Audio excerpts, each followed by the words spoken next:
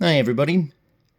This, of course, is former President John F. Kennedy, and I am recording this video on November 20th, 2023, and it was 60 years ago on November 22nd, 1963, that JFK was shot and killed in a motorcade in Dallas, Texas. And leave it to me to tie this into sports, but I will. This is NFL Commissioner Pete Rozelle, former Commissioner Rozelle, who was running the NFL in 1963, and 2 days after Kennedy's shooting, Rozelle decided to go through with the NFL as scheduled. He talked to a Kennedy staffer, and word is the staffer felt the Kennedys felt it'd be best for the games to go on, and I acknowledge that's an argument that'll be held for as long as people are alive, but I wonder if that was really the best thing to play games. The Dallas Cowboys went to Cleveland and were associated with Kennedy's death and received death threats. Luckily, nothing happened, but I don't know that it seemed right, and maybe I'm wrong, but looking at video and going through archives just didn't seem right that football was being played just 2 days after the death of a very popular president, and Pete Rozelle admitted he regretted that it was a big mistake. I think he even said it was his biggest mistake as commissioner, letting the NFL go on just 2 days after the Kennedy assassination. Word is Rozelle even got punched in the face, and it is by a fan, and it was believed it was because he went through with the NFL just 2 days after the death of President Kennedy. And sometimes even I realize that there is a time to sit back, move on from entertainment, and show respect for, grieve, whatever during a massive tragedy. Sometimes it's just best to take a time out. And I learned that to an extent after the Columbine shootings. I was a freshman at nearby Dakota Ridge when that happened.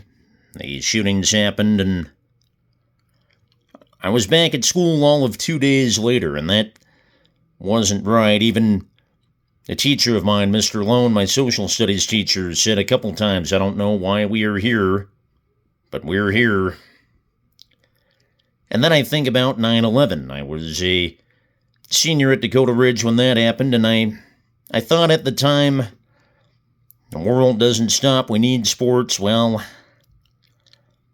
I learned very shortly thereafter that wasn't true. I mean, the day after 9/11, I was announcing Powder Puff football. It was homecoming week at Dakota Ridge High School, and seeing kids make fun of kids, seeing people carry on like nothing had happened, even though thousands of innocent people had died just a day earlier, that was hard to take. One team that played in that Powder Puff tournament even got disqualified for misbehaving.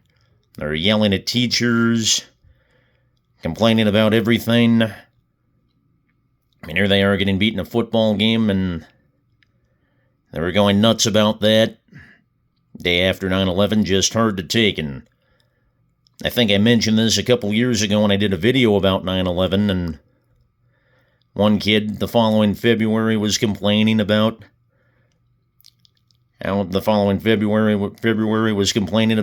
a number of commercials during the Super Bowl were about 9/11, and he also had the audacity to ask me why I was so sad about what happened. Not someone I ever considered a friend, and that's a big part of why. Going back to the Kennedy assassination and football afterward, Pete Rozelle, great commissioner. He led the league through a merge with the AFL. That's why teams like the Broncos, Chiefs, Patriots, among others, are in the NFL today. Commissioner during the first Super Bowl.